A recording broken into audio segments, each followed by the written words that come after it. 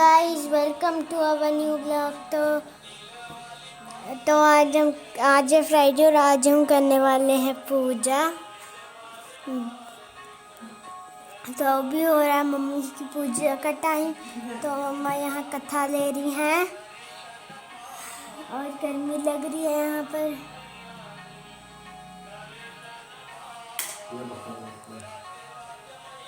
और वो देख सकते हैं आप मेरे पापा और ये मेरी मम्मा। हाय कर दो। हेलो।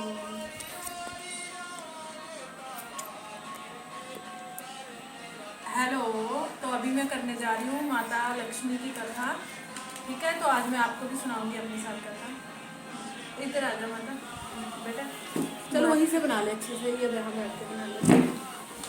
तो पहले जो है इधर आओ, पहले ये सबको दर्शन कराओ श्री अंतर के, महालक्ष्मी के। जय हो भगवान, जय श्री अंतरम भगवान, जय हो लक्ष्मी माता। सबकी मनोकामना पूर्ण करना माता रानी है। जो भी आपकी इस कथा को पढ़ता है सुनता है उन सबकी जो है मनोकामना पूर्ण करना। जय। अभी पहले बता देना, ये मैंने प्रसाद बनाया हुआ है जिसमें जो है आटे को भून के आपने खुद ही बता ही दिया। देसी घी में जो है आटा भून के और उसमें जो है चीनी डाली हुई है और साथ में इसके साथ होता है केले का प्रसाद।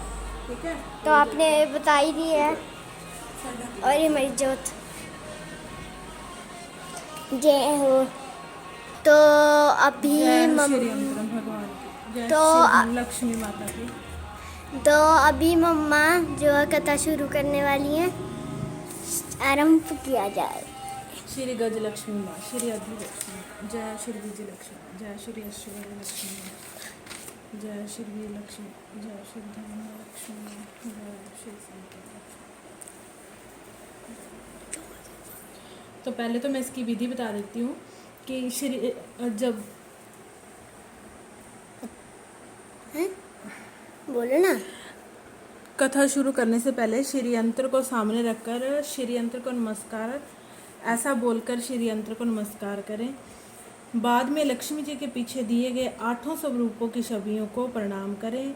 जय धन लक्ष्मी माँ, श्री गज लक्ष्मी माँ, श्री अधि लक्ष्मी माँ, श्री विजय लक्ष्मी माँ, श्री ऐश्वर्य लक्ष्मी माँ, श्री वीर लक्ष्मी माँ, श्री धन्य लक्ष्मी माँ, श्री संतान लक्ष्मी माँ। बाद में नीचे दिया हुआ लक्ष्मी स्तवन का पाठ करें। गहने की पूजा करते समय इस श्लोक को पढ़े। या रक्ताभुज वासिनी विलासिनी चंडाशु तेजस्विनी, या रक्ता रुद्रांबरा हरि सखी, या श्री मनोल हादिनी, या रक्ता कर मंथा नाथ प्रगटिता विष्णु स्वया गेहिनी, सामा पातु मनोरमा भगवती लक्ष्मी च पद्मावती।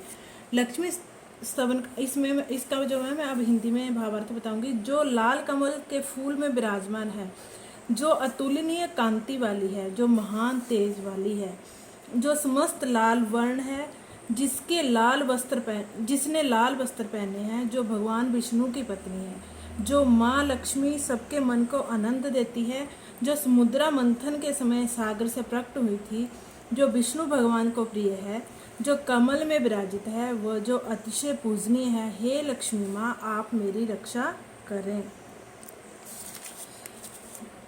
जय माँ लक्ष्मी की कथा। एक बड़ा शहर था। इस शहर में ना जाने कितने लोग रहते थे। देश के कोने कोने से रोजगार की तलाश में आए लोग जब इस शहर में आते थे तो उनके पास कुछ भी तो नहीं होता था। उनकी एकमात्र यही इच्छा रहती थी कि उनको किसी तरह से भी वो 2 समय की रोटी मिल जाए, मजदूरी करके अपने बच्चों का पेट पाल लें, बस प्रभु के गुण गाएं।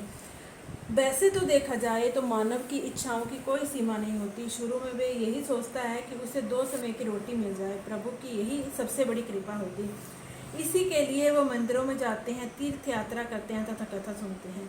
और जब उन्हें 2 समय की रोटी मिलने लगती है तो उनके मन में कुछ विचार उठने लगते हैं। वैसे उनकी आय बढ़े, उनके पास धन हो, रहने के लिए बढ़िया मकान हो, पहनने के लिए अच्छे कपड़े हो, सवारी के लिए कार हो या स्कूटर ही हो। रोटी मिलने के पश्चात उनकी लालसा बढ़ती जाती है। किसी ने ठीक ही कहा है, भूख की एक सीमा है जिसे खाना खाते पूरा कर लिया जाता है, परंतु लालसा की कोई सीमा नहीं। मानव जीवन की भी एक सीमा है। लाखों करोड़ों के सपने, सुख, शांति और मौज मस्ती के आशाओं की लालसा करने वाला इंसान ये भूल जाता है कि ये द्वार उसे मृत्यु की ओर लिए जा रहे हैं। मानव जीवन इतना बड़ा कहाँ है जिस पर हम भविष्य का इतना बड़ा बोझ लाद देते हैं। हम काम, क्रोध, लोभ, मोह, अहंकार में अंधे होकर उस प्रभु, उस महाशक्ति को भी भूल जाते हैं जिसने इस संसार को जन्म दिया है, जो जीवन देता है और वही मृत्यु भी देता है। कलयुग में तो ऐसा ही होता है। पाप की परछाइयाँ लंबी और गहरी होना शुरू हो जाती हैं। धर्म व्यापार बन जाता है। अधर्मी खूब फलते फूलते हैं। इस बड़े शहर में तो धर्म कम और अधर्म अधिक था। इसी शहर के एक मोहल्ले में राधा और गोपाल पति पत्नी के रूप में रहते थे। उनका छोटा सा घर था, यानी घर के नाम पर एक कमरा था। उसी में रसोई, उसी में सोना, उसी में खाना पीना, यही था उनका घर। गोपाल किसी मिल में नौकरी करता था। राधा घर का सारा कामकाज करती थी। उसने अपने छोटे से घर को भी इतना साफ सुथरा सजा रखा था कि मोहल्ले की औरतें अक्सर कहती थी, घर की सफाई रखना तो कोई हमारी राधा बहन से सीखे। यह बात तो राधा भी जानती थी कि इस शहर में अच्छे लोग कम और बुरे अधिक हैं। उसी के अड़ोस पड़ोस में कुछ औरतें ऐसी थी जो दिन भर एक दूसरे की चुगलियां करती थी। दूसरों के घर में झांककर उनकी बुराइयां ढूंढना तो उनका सबसे पहला काम था। अपने घर की भले ही उनको कोई खबर ना हो, मगर पूरे मोहल्ले की खबर तो उनके पास यूं रहती थी जैसे मोहल्ले की डायरी लिखने का काम प्रभु ने उन्हें ही सौंप रखा हो। राधा को उनकी ये बातें पसंद नहीं थी। पहले तो उसे घर के कामकाज से ही समय नहीं मिल पाता था। दूसरा, पति की सेवा करना उसका धर्म था। पति की लंबी आयु और उन्नति के लिए ईश्वर की उपासना करती। हर मंगलवार को महावीर जी का व्रत अपनी पति की चिर आयु के लिए रखती। मोहल्ले की चुगलखोर औरतों को राधा की अच्छी आदतें कैसे पसंद आ सकती थी। वे तो ये कहने लगी थी कि राधा में बड़ी अक्कड़ है, जो किसी से बात करना पसंद नहीं करती। शायद इसलिए ना कि वो बड़ी सुंदर है, उसे अपनी सुंदरता पर बड़ा गर्व है। उसे ये नहीं पता कि जिस मोहल्ले में रहते हैं वहाँ सबसे मित्रता करते हैं, उनके साथ मिलकर बैठते हैं। यदि वह ही किसी के पास दुख सुख बांटने नहीं जाएगी तो कल को उसके पास कौन आएगा। इन सब की बड़ी बहन राम भजनी थी, जो पूरे मोहल्ले को अपनी उंगलियों पर नचाती थी। बहन राम भजनी ने तो अपनी ही एक कीर्तन मंडली बना रखी थी, जो घर घर में जाकर कीर्तन करती थी। राधा को ऐसी आदतें बिल्कुल पसंद नहीं थी कि जो कीर्तन करते समय भी एक दूसरे की चुगलियां करती रहूं। यही कारण था कि राधा ने कई बार उनको टोकते हुए कह ही दिया था, देखो बहन राम भजनी, वैसे तो आपका नाम है भजनी, मैं आपके हाथ जोड़कर प्रार्थना करती हूँ कि पूजा एवं कीर्तन करते समय किसी की चुगली मत किया करो। किसी की बुराई करने से तो अच्छा है आप उसमें में प्रभु का नाम लें, इससे आपका जीवन भी सफल होगा, वो बुराई से भी बच जाओगे। राधा की इतनी बात सुनते ही राम भजनी को क्रोध आ गया। क्रोध के मारे उसके चेहरे का रंग लाल हो गया। वह कड़क कर बोली, ओ कल की छोकरी, क्या तू मुझे बताएगी कि मुझे क्या करना है? अभी शहर में आए 2 साल हुए हैं, गांव का गोबर अभी हाथों से उतरा नहीं और हम शहर वालों को अक्कल सिखाने लगी है, गंवार कहेंगी। देखो बहन, मैं गंवार हूँ या कुछ और, मैं प्रभु भक्ति में पूरा विश्वास रखती हूँ। मैं ये अच्छी तरह जानती हूँ कि भक्ति में ही शक्ति है। भक्ति ढोलकियाँ चिमटे बजाने से नहीं होती, बल्कि सत्य के पथ पर चलने से होती है।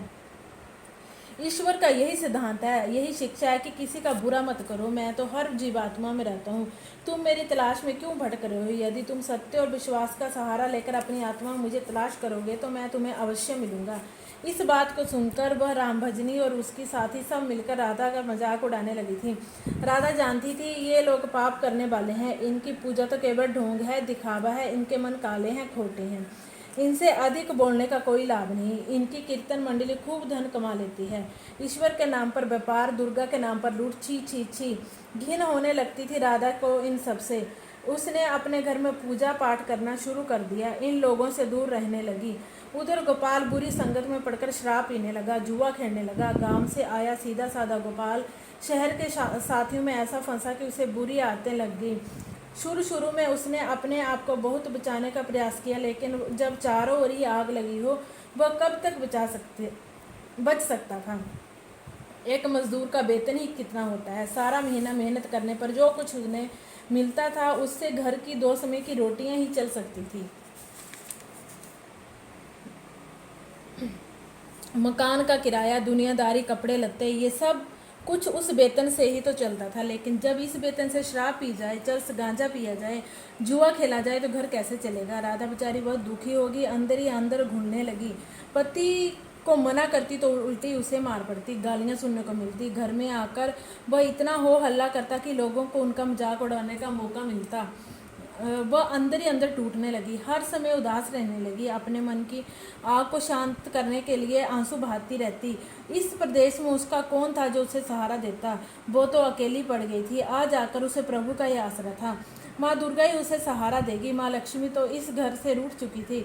गोपाल ने घर के बर्तन तक बेच डाले थे। इतने बड़े संकट में भी उसने प्रभु का विश्वास नहीं छोड़ा, माँ दुर्गा की उपासना नहीं छोड़ी। उसे पूर्ण विश्वास था कि एक दिन माँ उसे उसके सारे संकट दूर करेगी। एक दिन जब घर में खाने को कुछ नहीं बचा था, वह 2 दिन से भूखी थी। जिस दुकान से खाने पीने का सामान उधार मिलता था, उसने इसलिए उधार देने से मना कर दिया क्योंकि उसके पिछले रुपए ही नहीं दिए गए थे। इस युग में तो जिसके पास लक्ष्मी नहीं वो भूखा मर जाए। राधा माँ लक्ष्मी के चित्र के आगे हाथ जोड़े बैठी रो रही थी। माँ ने उसकी आंखों से टपकते आंसू देख लिए थे, उसके हृदय के दुख जान लिए थे। राधा रोए जा रही थी, साथ वह माँ लक्ष्मी का पूजन भी कर रही थी। माँ लक्ष्मी मुझे बचा लो, माँ मुझे बचा लो, देखो मेरे घर की क्या हालत होगी। मैं 2 दिन से भूखी हूँ, मेरा पति बिगड़ चुका है। घर में लक्ष्मी जी आप बैठी हैं, परंतु आपका दूसरा स्वरूप जो इस संसार में माया का है, वह इस संसार इस घर में नहीं है। उसके बिना जीवन नहीं। माँ मुझे बचा लो, माँ मुझे बचा लो, माँ मुझे बचा लो, माँ शक्ति दो, शक्ति दो, माँ लक्ष्मी कृपा करो, इस घर की को बचा लो माँ, अब आप ही मेरा अंतिम आसरा हो। जय हो, जय शुभ जय।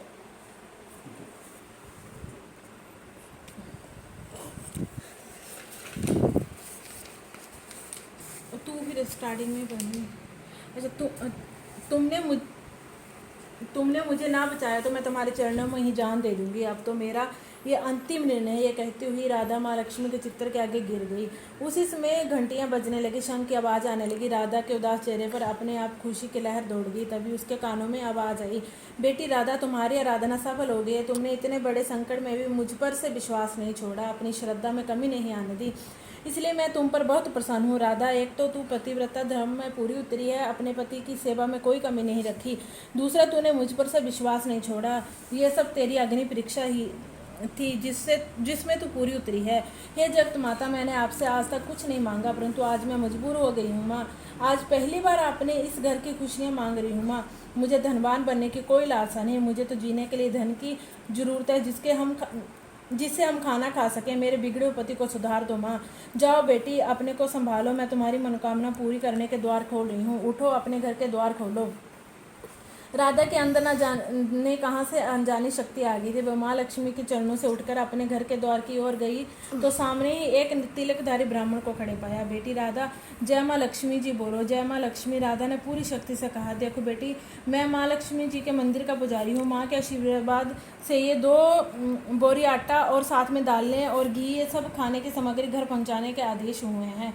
आप धन्य हैं महाराज, आप धन्य हैं। माँ लक्ष्मी के पुजारी होने के नाते मैं आपके चरण छूती हूँ महाराज, और आपसे ये प्रार्थना करती हूँ कि मुझे ये संकट से निकालने का उपाय भी बताओ। देखो बेटी, इस माया रूप संसार में सुख प्राप्त करने के लिए अपने मन को शुद्ध और आत्मा को पवित्र रखना पड़ता है। माया जी को तिजोरी में बंद रखने वाले पापी होते हैं। यदि तुम अपने मन की शांति और घर गृहस्थी चलाने के लिए लक्ष्मी जी को प्राप्त करना चाहती हो तो लक्ष्मी माँ का व्रत करो। इस व्रत के करने से आपकी हर मनोकामना पूर्ण होगी, तुम्हारे सारे संकट दूर हो जाएंगे। लेकिन पुजारी जी, मुझे इस व्रत की विधि तो बता दो। मैं तो माँ की उपासना बचपन से कर रही हूँ, पर व्रत की विधि मुझे नहीं पता। देखो बेटी, लक्ष्मी जी का व्रत बहुत सरल है, इसे भैव लक्ष्मी व्रत कहा जाता है। जो प्राणी सच्चे मन से इस व्रत को कर लेता है उसकी सारी मनोकामनाएं पूरी हो जाती हैं, उसे हर प्रकार के सुख संपत्ति प्राप्त होती है। इस व्रत को विधि पूर्वक करने से ही इसका फल मिलता है। जो लोग इस व्रत को विधि पूर्वक नहीं करते उन्हें कोई फल नहीं मिलता, बल्कि वे अपने मन की शांति खो बैठते हैं। कई पाखंडी और धोखेबाज ये कहते फिरते हैं कि मैं सोने के गहने को हल्दी कुमकुम से पूजा करो, बस व्रत हो गया, परंतु ऐसा है नहीं। कोई भी व्रत जब तक अपनी विधि अनुसार नहीं किया जाता उसका फल शून्य ही तो मिलेगा। ये सब कुछ अपने आप पर निर्भर करता है। वैसे घर में यदि सोना है तो व्रत रखकर उसकी उपासना जरूर करें। माँ लक्ष्मी जी का व्रत शुक्रवार को रखना चाहिए। सुबह उठकर नहा धोकर साफ सुथरे कपड़े पहने और दिन भर माँ का पूजन करें। हर समय मुँह से यही शब्द निकाल संभालें। जय लक्ष्मी माँ, जय लक्ष्मी माँ। शाम के समय पूर्व दिशा की ओर मुंह करके आसन पर बैठें और माँ लक्ष्मी जी की मूर्ति का चित्र किसी ऊंचे स्थान पर रखकर उसके आगे चावलों की ढेरी लगाएं। एक खुली प्लेट में सोने के जेवर रखें। यदि सोने के जेवर ना हो तो चांदी के जेवर रखें। माँ लक्ष्मी के चरणों में गुलाब के सुर्ख फूल अर्पण करके धूप के साथ साथ देसी घी की ज्योति जलाएं। वैसे तो माँ लक्ष्मी के अनेक रूप हैं, परंतु इन सब की नींव श्री यंत्र है। जो माँ के भगत श्री यंत्र के दर्शन कर लिए, समझ लो उन्होंने माँ के हर रूप के दर्शन कर लिए। इसलिए माँ पूजन के समय श्री यंत्र को मत भूलें। सबसे पहले प्लेट में रखे जेवर को हल्दी का टीका लगाकर 5 बार बोलें, जय माँ भैव लक्ष्मी, जय माँ भैव लक्ष्मी, हमारी खाली झोली भर दो, हमारी खाली झोली भर दो। इसके पश्चात घी, आटे और चीनी को भूनकर बनाया गया प्रसाद, जिसमें केले के टुकड़े काटे हों, माँ लक्ष्मी के आरती करके ये उस प्रसाद को लोगों में बांटते समय भी आपकी जुबान पर माता लक्ष्मी की जय रहनी चाहिए। ये व्रत निरंतर 21 से 51 रखे जा सकते हैं। सूर्यास्त होने के पश्चात माँ की उपासना करके जब प्रसाद बांट लें तो आप भी भोजन ग्रहण कर सकते हैं। माँ के आगे पड़े चावलों को पक्षियों को डाल दें। व्रत रखने वाले हर भक्त के लिए जरूरी है कि श्री भैव लक्ष्मी व्रत की कथा का पाठ करें और लोगों को भी सुनाएं, इससे और अधिक पुण्य मिलता है।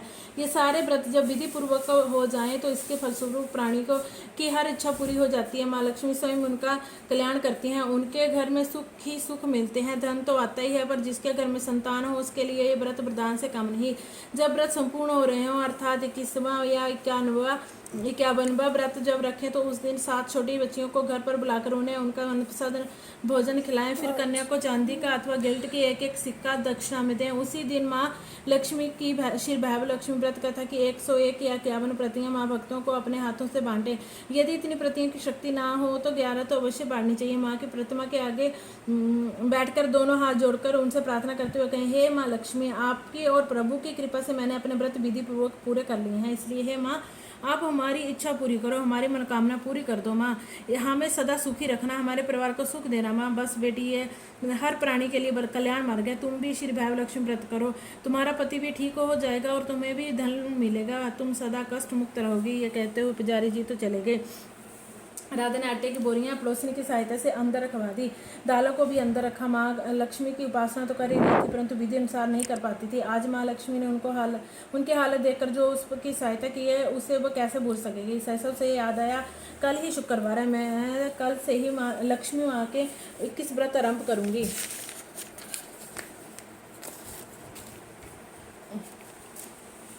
दूसरे दिन से राधा ने शुक्रवार को व्रत कथा आरंभ कर दी और साथ ही माँ का व्रत रखा। सारा दिन माँ की आरती करती रही।